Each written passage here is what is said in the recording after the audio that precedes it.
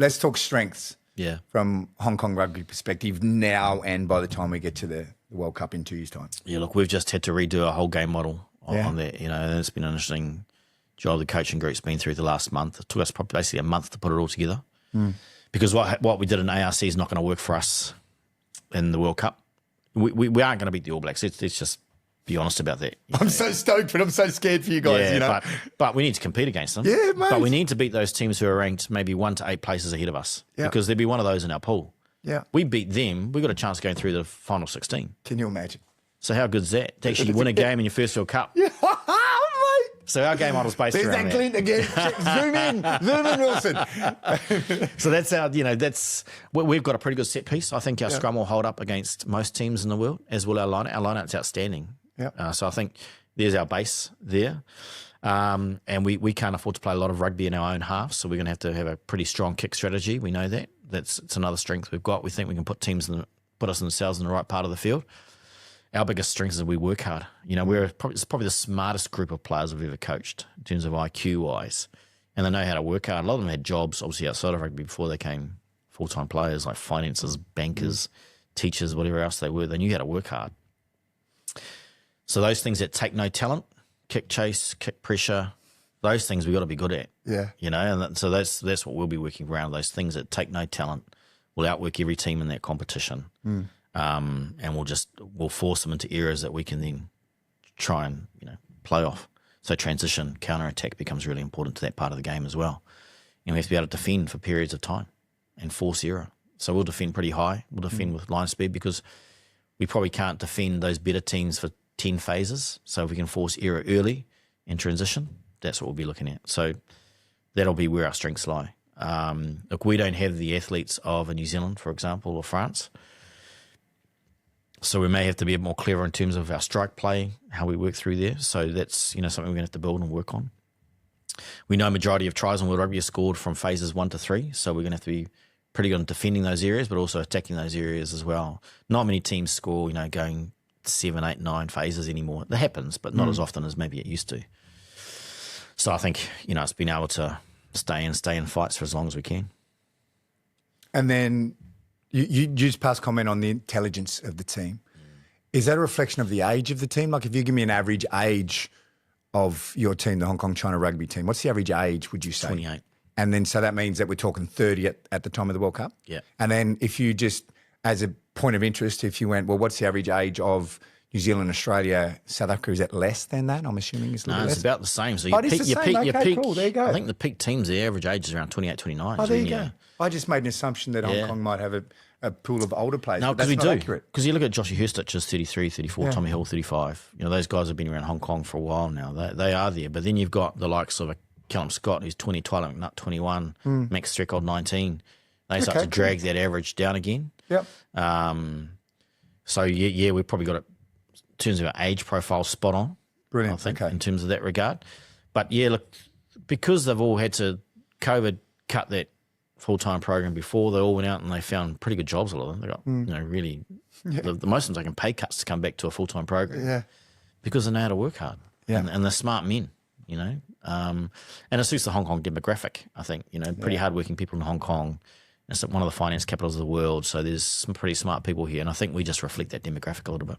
Yeah, I think that's a great observation of Hong Kong as a whole. There's a certain DNA of someone that's attracted to Hong Kong because it does, it seems to foster opportunity. It's an amazing, thriving city with beautiful nature as well. That's right. Get on board, tourism board, get involved with Hong Kong. That's exactly it. So, but Hong Kong is a work hard, play hard type city. You get to my age, you don't want to play as hard anymore. You don't bounce back as quickly. But the players probably were a bit like that. They worked hard and they played hard. We've tried to encourage the work hard bit and pull back on the play hard bit to the point where they're still enjoying life but not understanding recovery the next day has got to be a bit better if you haven't played as hard at night time. Yeah. And they've really bought into that. But I think that's people here know how to have a good time. The players know how to enjoy themselves and they do it really, really well. There's a pretty strong connection with our players. Our culture is fantastic. And that's led by our senior players. They enjoy each other's company during the day and anytime they're allowed to at night as well. But they work bloody hard for each other during the day. So I'm just going the work hard, play hard / have fun. It's a training session. It's a ball work session. And I don't know, but let's just say pick a team. And, you know, when I played sport, you know, there was always a couple of guys and they made training so much fun. And, you know, but there's a line, and sometimes the coach would step in and just say, my mate Gavin, Sparky, pull your head in a little bit, mate. It's fun, but you know what I mean? As the coaching committee, but that's super important. You know what I mean? It can't just be clinical and sterile because it's brotherhood and I'm going to put my body on the line for my mate, and I know I need to build that brethren. And sometimes you do that by messing around, just being dickheads. And young men are dickheads, and girls as well. This isn't but younger people. And I think it's healthy to a certain extent to be able to express that during training. Yeah. How do you manage that? Like, pass if it's okay. One of the guys that's, in the best possible sense of the word, is a bit of a dickhead. He's a fun bloke to have at training, and it's great for the camaraderie, and it makes guys laugh, and sometimes you work harder when you're having fun. It encourages play. We know through science now when people play, they're more creative, you know what I mean, as opposed to super stressed. So play's important. That's an important role in a team, whether or not it's highlighted or not. But I bet it is from you guys now because you're going to the World Cup. Yeah. Just speak to that for a little bit. Yeah, look, there's obviously the white line. You know, as soon as you cross that white line, you've got into your focus, your mentality, and your rugby side of it. But they've got to enjoy what they're doing as well. But we're all competitive. You get to the level we're at, we all want to win. And to win, you've got to work hard, and you've got to have that ability to compete. So we've got those characters like Tommy Hill's Mr. Positive, always up, always Mr. high. Positive, yeah, awesome. you know, always, you know, that he's the one that's got a smile on his face, and you know, that Aussie twang reverberates across the field. You got Zach Cinnamon, who's got the loudest laugh in the world. So you know when Zach's in a room and he's always up and laughing. And Callum Scott's your joker. You know, he's funny and so you've got those personalities, but they're also very competitive once they get on the pitch. Those men. So they drive that standard themselves. They know when they've got to switch on and switch off. We're beyond the stage now where I've got to crack a whip or bark or do what I need to do. They've got their own little fine sessions. If someone's done something silly, they've got to spin a wheel and they've got their fine sessions to keep each other in standard and have values, but they do it in a fun way. That's when we have to shut down social media pages sometimes, you know, those sort of things. That's important, yeah. Yeah, so they run that side of it, the players. It's been set up so that the senior boys drive that. It used to be Zach Cinnamon and Jamie Pincott. Now Jamie's retired, Guy Spankton stepped into that role to run that with Zach. So they drive those sort of standards of how to have fun on a pitch, but when to switch on as well. And the coaches are pretty good at variating training, so it's not always the same things time after time, although I'm saying that the last 6 weeks they've been thrashed most days, but trainings vary so that it's always something different, something engaging, trying to make them think a little bit, challenge a little bit. So I think we probably got that part of it right. I'm not saying we can't do it better. I'm sure we can. But the players are very good now at self-monitoring when they want to have fun and when they need to actually start to focus. We've only had probably one poor training this block, I reckon. The rest of them, they've been pretty much on. Okay, that's fascinating that you say that. You analyse part of the role of a coach, and you actually just said something also that was really beautiful. You said, I think we've got it right. We've always got space for better. So there's that growth mindset that sort of should be when you're a world-class performer. And then you said, of this training block, 6-week training block, we had one time where we got it wrong. So I'm just curious, did you study that time that you got it wrong in order to learn from that experience so that you don't get it wrong next time? Yeah. 100%. And then can you tell us about that? So all our trainings, obviously, we video everything. Yeah. It's more important to video your training in the game because if you're making mistakes in training, they'll just transfer to the game. If you stop it for the game, obviously. So we analyse those trainings, as all good teams do, pretty thoroughly and work through it. But I knew that particular training, after the training, I knew it wasn't a good one. The players knew it wasn't a good one. It's the first time I'd barked at them for a while, to be honest, after that training. It was just they were going to have a hit out against a bit of a live contact against Kowloon. I think their minds were on that hit out rather than on the training. It was just the mentality of it, getting the mental side of it right. They knew what they had to do. It wasn't like they didn't know what they were doing. It was just purely where their mental focus was at that time, and it wasn't quite there. It was on what was coming up the next day.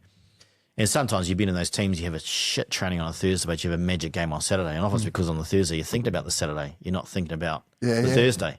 Yeah. And it was a little bit like that, but we've got to be better than that. We have to be on every single training. We've got to be better than the last training every single time. So we've got to be better than before every single day. We've got to be trying to get better.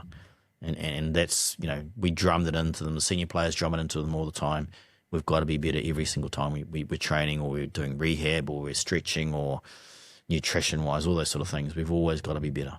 Yeah, that's beautiful. And then I would, where my mind went for a second, that experience, can you, quote unquote, bank that experience and say, hey, because imagine the Thursday before you play South Africa, Australia, New Zealand, France, whatever. Like I imagine as a young athlete, there's an element of, well, I've put these guys up on a pedestal and now I need to compete against them. Here I am training in that game before. Maybe, there's an element of, my God, South Africa, their forward pack is phenomenal. So there's so many in the theatre of our mind as an athlete, jumping in the heads of your athletes. Can you draw on that and say, hey, guys, it's still Thursday? Yeah. Is that an opportunity that you see as a coach? Or yeah, look, I think those sort of days when you got those games, Thursday, you just need to make sure they got real clarity about what they're doing, because you want them relaxed as well. And when we know what we're doing and we're confident in what we're doing, we're more relaxed, which means we're going to perform better. So when we get caught and we're not quite sure, that's when the nervousness creeps in and all those. You're going to be nervous anyway, but that's when when you haven't got clarity about what your role is and what you're trying to achieve, that's when you start to shit yourself a little bit. So we need to make sure they've got real clarity on that Thursday, and that's what energy and enthusiasm comes out in that clarity, hopefully, and then try and get them relaxed as we can for those big games.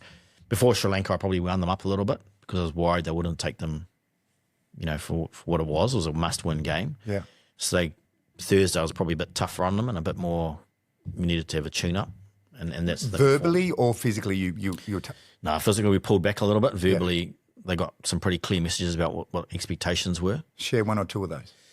I talked about competition, having to compete for places and compete for what we're going to get. If we want it, if we want the rewards, we have to work bloody hard for what we're going to get. Nothing's going to be given to us. So it's that type of message that if you want it, you've got to work bloody hard for it and you've got to compete for it. It was that type of theme through that particular week. Because we didn't know what we were going to get that week. So I was pretty tough on them that week. Whereas going to Korea, I'd pulled back. It was about keeping relaxed, getting clarity, enjoying the moment together. Because some of those players may never play for Hong Kong again. So let's enjoy that particular week together and that moment together. Yeah. We all knew it was a must-win game. We all knew that if we won what the result was and if we lost what the result was. So there was no point harping on or going on about we have to win or any of that kind of bullshit, because that doesn't work. It was all about how we're going to do the best performance for that particular weekend, how we're going to get players to play their best. So that was a lot more relaxed that week and a lot more just about getting in the right mindset for playing the biggest game for a lot of their careers.